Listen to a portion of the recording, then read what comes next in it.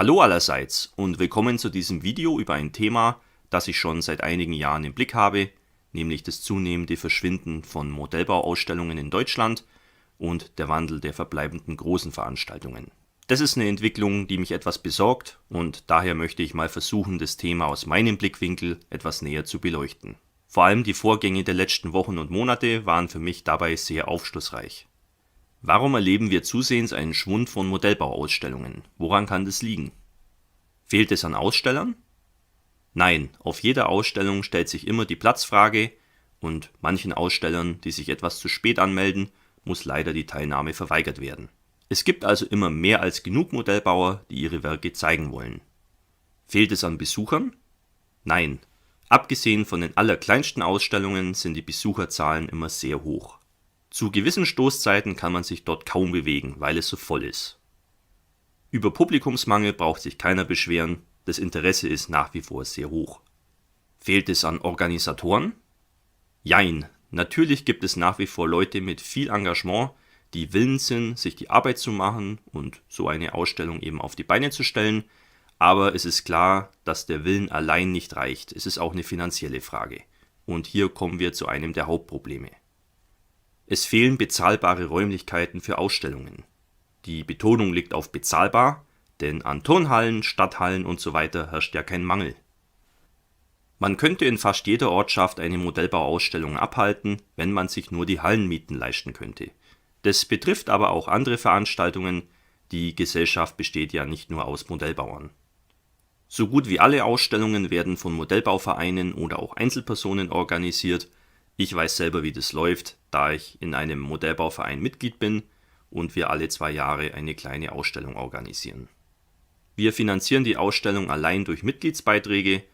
Überhaupt erheben wir Mitgliedsbeiträge nur wegen unserer Ausstellung, da wir sonst so gut wie keine Ausgaben haben. Der Mitgliedsbeitrag beläuft sich auf 25 € pro Mitglied pro Jahr. Damit können wir uns alle 2 Jahre eine Ausstellung leisten, also alles in allem. Hallenmiete, Versicherung, Werbung, Strom, Heizung und so weiter. Das kostet rund 1000 €. Und das ist vergleichsweise günstig. Wir verlangen im Übrigen für unsere Ausstellung keinen Eintritt, da dies eine erhebliche Verkomplizierung darstellt und wir, wie gesagt, ohnehin relativ günstig wegkommen. Trotzdem, das sind Kosten, die schon ein gehöriges Hindernis darstellen und nicht alle haben das Glück, an eine günstige Halle ranzukommen. Die teuren Hallenmieten sind wirklich eine Bedrohung für den Fortbestand vieler Modellbauausstellungen. Dafür möchte ich als Beispiel die Bayerischen Modellbautage anführen, die vom Plastik-Modellbauclub Erding organisiert werden. Diese Veranstaltung hat früher in der Stadthalle in Erding stattgefunden und gehört zu den mittelgroßen Ausstellungen in Süddeutschland. Das Ganze hat ein paar Euro Eintritt gekostet, man konnte ein paar schöne Modelle dort anschauen, seine Freunde treffen und vielleicht noch was einkaufen. Leider stieg die Miete über die Jahre gehörig an und bewegte sich zuletzt, so sagt man zumindest, im niedrigen 5-stelligen Bereich für ein Wochenende. Vor der Pandemie und dem Ukraine-Krieg wohlgemerkt. Das sind Kosten, die sind einfach nicht mehr zu bewältigen. Zum Glück sind die Jungs vom PMC Erding findig und haben sich einen neuen Veranstaltungsort in Ergolding gesucht. Das ist zwar weit vom Schuss, aber offensichtlich bezahlbar. Somit können die Bayerischen Modellbautage bis auf Weiteres fortbestehen. Eine weitere mittelgroße Ausstellung aus meiner Gegend waren die Fürstenfelder Modellbautage. Diese Veranstaltung hat bereits eine bewegte Geschichte hinter sich und findet bis auf Weiteres nicht mehr statt. Die Hauptgründe scheinen wohl die Corona-Pandemie zu sein, denn es kann schwierig sein, nach der Zwangspause wieder alles neu zu starten und auch ein Wechsel bei der Organisation. Der frühere Veranstalter hat sich zurückgezogen und der neue Veranstalter wurde, wie gesagt, durch die Pandemie ausgebremst und muss jetzt wieder bei Null anfangen. Die Fürstenfelder Modellbautage fanden früher nicht im Kloster Fürstenfeldbruck statt, sondern in der Flugwerft Oberschleißheim. Da hieß die Ausstellung, glaube ich, Schleißheimer Modellbautage, wenn ich mich nicht irre. Wie manche vielleicht wissen, gehört die Flugwerft Oberschleißheim zum Deutschen Museum München. Es handelt sich also um ein Flugzeugmuseum, in dessen Hallen einmal im Jahr eine Modellbauausstellung stattfand. Die genauen Gründe, warum die Zusammenarbeit zwischen dem Museum und uns Modellbauern eines Tages beendet wurde, kennt niemand so richtig. Vermutlich lag es am Arbeitsaufwand für das Personal und, was am naheliegendsten ist, am Geld. Man war sich wohl nicht mehr über die finanziellen Konditionen einig. Anscheinend hatten Museen früher ein Interesse daran, ihre Hallen ab und zu mit mehr Besuchern zu füllen und dafür auch was zu tun, wie etwa einer Modellbauausstellung den passenden Rahmen zu geben und dadurch mehr Besucher anzulocken.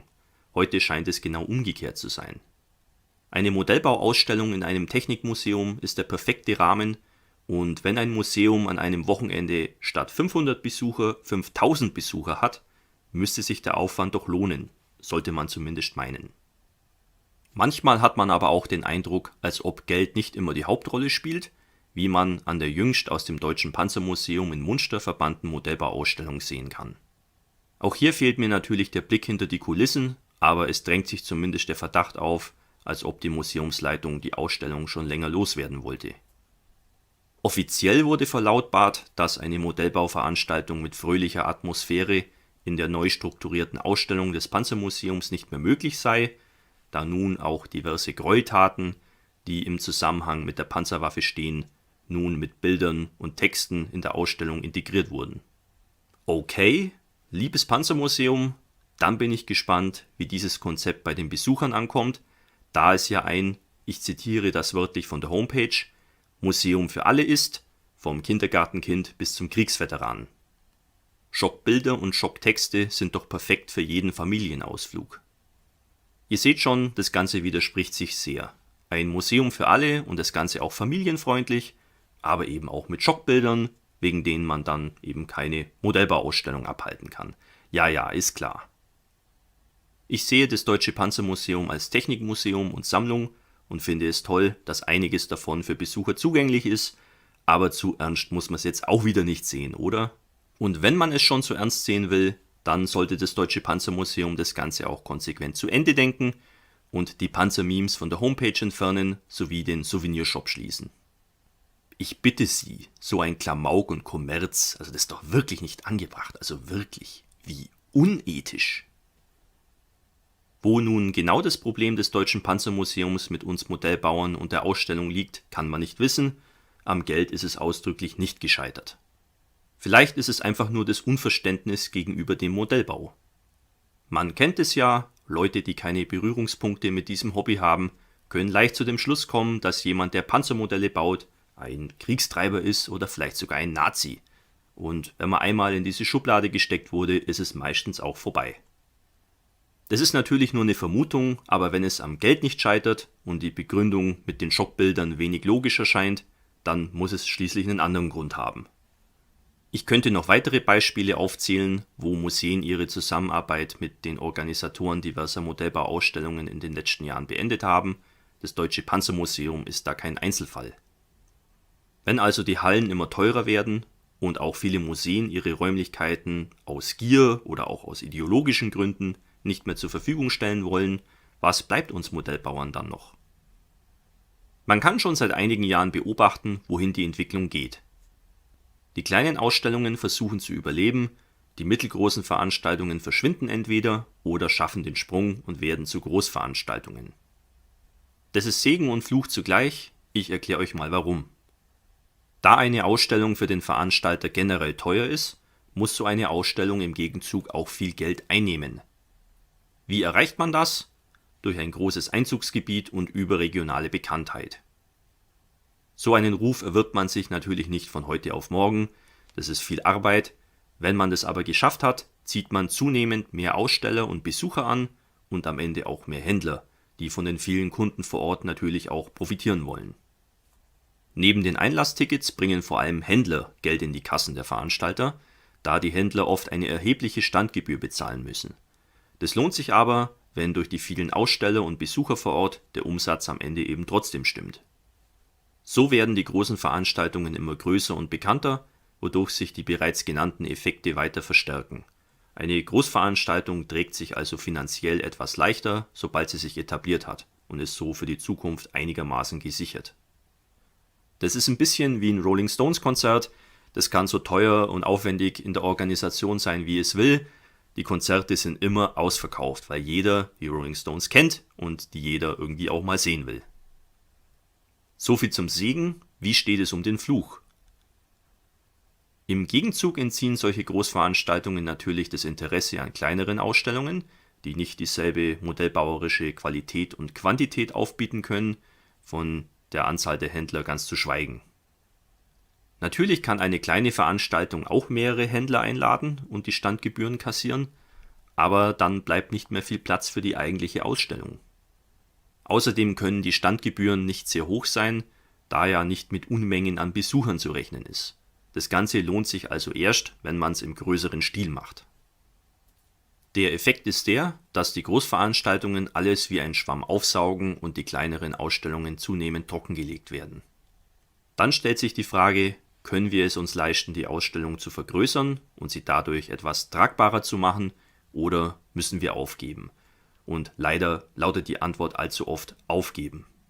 Ich möchte nicht den Eindruck erwecken, als ob die Organisation einer großen Modellbauausstellung ein Selbstläufer ist und man damit reich wird. Unter wirtschaftlichen Gesichtspunkten haben die wenigen großen Veranstaltungen aber gewisse Vorteile. Es gibt aber auch noch eine weitere Stufe auf der Skala, nämlich die großen internationalen Messen und Wettbewerbe. Wie steht's darum? Man kann schon teilweise erkennen, wie sich manche große Modellbauausstellungen in Deutschland weiterentwickeln. Dafür ist die Euromodel Expo ein aktuelles Beispiel. Andere Länder, andere Sitten. Eine klassische Modellbauausstellung in Deutschland ist was anderes als eine Ausstellung in den USA, in Spanien, England oder Ungarn. Während in Deutschland eine Ausstellung im Grunde genommen auf den Modellbauvereinen, also auf der Gesamtheit der jeweiligen Clubtische basiert und der Wettbewerb eine kleine, relativ nebensächliche Ecke ist, wird vielerorts im Ausland, vor allem bei den größeren Veranstaltungen, der Wettbewerb ins Zentrum der Aufmerksamkeit gerückt. Die Ausstellung ist sozusagen ein einziger großer Wettbewerb mit Händlern dabei. Durch einige jüngst angekündigte Neuregelungen bei der Durchführung der Euromodel Expo wird klar der Versuch unternommen, sich an Veranstaltungen wie die World Model Expo oder auch die Moson Show in Ungarn anzugleichen. Das klingt erstmal nicht schlimm und sei dem Herrn Tacke, dem Organisator der Euromodel Expo, auch gegönnt, aber ich habe da so einige Bedenken. Was nämlich im Ausland gut funktioniert, muss nicht gleich auch automatisch bei uns eine Bereicherung sein. Zunächst mal darf jeder Aussteller, sei er nun dort als Einzelkämpfer oder zusammen mit seinen Vereinskollegen vor Ort, nur einen Tisch von gut 2 Metern Länge haben, für den er dann noch dazu 25 € blechen soll. Angeblich sind die Mietpreise für die Bierzeltgarnituren so teuer geworden. Gnädigerweise ist ein Stuhl in den Kosten beinhaltet und man darf auch ein paar Sachen kostenlos in den Wettbewerb stellen. Zuerst mal finde ich es unerhört, dass man als reiner Aussteller einen Stand mieten soll, beziehungsweise Eintritt bezahlen muss und noch dazu in dieser Größenordnung. Ohne Aussteller gibt es keine Ausstellung. Das ist so, als ob Bands auf einem Festival Geld bezahlen sollen, um dort auftreten zu dürfen. Die Leute kommen in der Hauptsache wegen dem, was es dort zu sehen gibt. Die Aussteller sind also die Grundlage für die Ausstellung. Es gibt auch einige andere Ausstellungen, bei denen die Aussteller für ihren Tisch etwas bezahlen. Hier 2 Beispiele. Für einen Tisch auf der Ausstellung Modell trifft Original im Fliegerhorst Museum Leipheim sind 5 € fällig, aber man muss wissen, dass das Museum generell keinen Eintritt verlangt und auch sonst nur von Spenden und ehrenamtlicher Arbeit lebt. Außerdem ist es ein Museum, also eine gemeinnützige Sache, und 5 € sind nicht unverschämt für einen Biertisch. 25 € sind unverschämt. Das zweite Beispiel wären die bereits vorhin genannten Fürstenfelder Modellbautage. Dort haben die Ausstellungstische ebenfalls etwas gekostet, aber selbst mitgebrachte Tische waren davon befreit. Es ist ja auch klar, dass man als Veranstalter in manchen Fällen Tische mieten muss und es ist natürlich mit Kosten verbunden. Aber glaubt ihr wirklich, dass ein Biertisch 25 € Miete kostet? Sicher nicht. Und sollte es doch so sein, dann wäre es im Sinne aller gewesen, es den Ausstellern zu ermöglichen, ihre eigenen Tische mitzubringen. Jeder hat irgendeinen Tapeziertisch oder Klapptisch zu Hause. Die Sachen sind klein und passen neben den anderen Sachen auch noch ins Auto. Das ist wirklich kein Aufwand. Wer keinen Tisch mitbringen kann oder will, der kann ja bei der Anmeldung angeben, dass er einen für 25 € mieten möchte. Das wäre ein vernünftiger Kompromiss, wenn es einem um die Sache geht und nicht um die Einnahmen. Das Ganze zielt nur darauf ab, von jedem in irgendeiner Form Eintritt zu verlangen, Besucher und Aussteller gleichermaßen. Der Herr Tacke hat sich ja bereits in der Vergangenheit darüber ausgelassen, dass er zu viele Aussteller für lau reinlässt. Weiterhin geht es dem clubbasierten System an den Kragen. Durch die Kosten und wenig Platz für einen Clubstand macht es weniger Sinn, dort als Modellbauverein aufzutreten als früher. Wenn dann auch noch ein erheblicher Teil der Modelle in den Wettbewerbsbereich wandern, dann gibt es an den Clubständen nicht mehr viel zu sehen. Über die Wettbewerbe könnte man auch so einiges sagen, das ist aber vielleicht ein Thema für ein künftiges Video. Was ist mir persönlich wichtig an einer Modellbauausstellung? Ich möchte dort meine Freunde treffen, neue Kontakte knüpfen und vor allem sehen, wer was gebaut hat. Oft genug habe ich Fragen zu einem Modell und bei einem Clubstand ist der Erbauer meistens in der Nähe und steht für ein Gespräch zur Verfügung. Man möchte ja ein bisschen fachsimpeln. Ein Wettbewerbsmodell ist natürlich schön anzusehen, aber da es im Wettbewerb steht, ist es natürlich anonymisiert und steht für sich alleine da. Die jeweiligen Erbauer bleiben ja nicht daneben stehen und warten auf das interessierte Publikum. Wie soll ich da ins Gespräch kommen? Wie kann ich da neue Kontakte knüpfen? Ich quatsche ja nicht irgendwelche Leute an, in der Hoffnung, dass sie ein Modell im Wettbewerb haben, zu dem ich eine Frage habe. Die Leute könnten ja genauso gut nur Besucher sein. Wenn die Mehrheit der Modelle im Wettbewerb steht, wird eine Ausstellung eine ziemlich langweilige Angelegenheit. Ich werde zum reinen Konsument. Ich bezahle, um gucken zu dürfen, und das Gemeinschaftliche geht leider verloren. Das habe ich schon bei der World Model Expo, so toll und interessant es war, als störend empfunden. Das hat sich angefühlt wie in einer Kunstgalerie oder in einem Museum. Eigentlich sogar noch schlimmer, weil in einem Museum stehen neben den Sachen meistens noch so kleine Schildchen mit ein paar Informationen drauf, zum Beispiel über die Machart oder wie der Künstler heißt. Ein Nebeneffekt ist, dass die Grenze zwischen Ausstellern und Besuchern nicht mehr besteht, wenn die Ausstellung sich in einen riesigen Wettbewerb ohne nennenswerte Clubstände verwandelt. Man bezahlt Eintritt und reicht ein Modell in den Wettbewerb ein oder eben nicht. Wenn uns Deutsche überhaupt irgendetwas auszeichnet, dann doch die Vereinskultur. Das Miteinander und das Fördern gemeinsamer Interessen und Hobbys in einem Verein. Warum es gut sein soll, den sozialen Aspekt einer solchen Ausstellung zu verringern, kann ich überhaupt nicht nachvollziehen. Ich sehe da nur Nachteile für mich als Modellbauer. Diese Art von Veranstaltung, in die sich die Euromodel Expo versucht zu verwandeln, wird mit hoher Wahrscheinlichkeit erfolgreich sein und sich wie gewünscht international etablieren, aber dem Hobby ist damit nicht geholfen. So viel zu meinen Gedanken über die Gegenwart und Zukunft der Modellbauausstellungen in Deutschland. Vielleicht habe ich euch das eine oder andere erzählt, das ihr gut findet, vielleicht fandet ihr manches aber auch nicht so gut. Das geht für mich beides in Ordnung. Wichtig ist nur, dass man über solche Dinge ab und zu kritisch nachdenkt und sich so zumindest eine geistige Aufgabe stellt. Mal sehen, was die Zukunft bringt. Ich hätte durchaus Lust, eine eigene kleine Ausstellung zu organisieren und dem Hobby dadurch ein neues Forum zu bieten. Meine Pläne waren schon relativ weit fortgeschritten, die Corona-Pandemie hat mich allerdings, genauso wie viele andere Ausstellungen, etwas ausgebremst. Aber ich bin ja noch jung und es werden auch wieder Zeiten kommen, in denen man etwas mehr Planungssicherheit hat. Eine Halle hätte ich jedenfalls schon im Blick, die Tische gehören im Übrigen zur Ausstattung. Den Rest bekomme ich eines Tages auch noch hin. Gut, ich hoffe, ihr fandet dieses Video interessant und aufschlussreich. Bis zum nächsten Video, euer Hamilcar Barkas.